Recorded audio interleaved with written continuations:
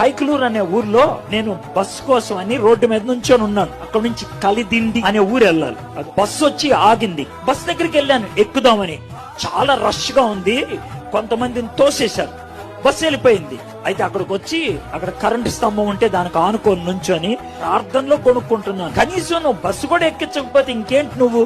వెళ్ళిన sir Matador వెళ్తుంది, కావాలంటే వచ్చి కూర్చోండి అని అన్నాడు.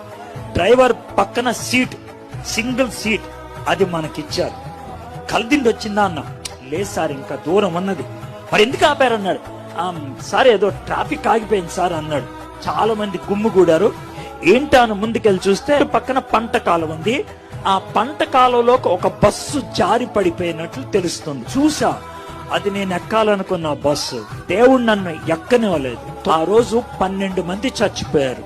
నేను ఎక్కితే నేను మీటింగ్కి వెళ్ళను అని. దేవుడికి నీతో పనుంటే గనక నిన్నెవడేం చేయలేడు.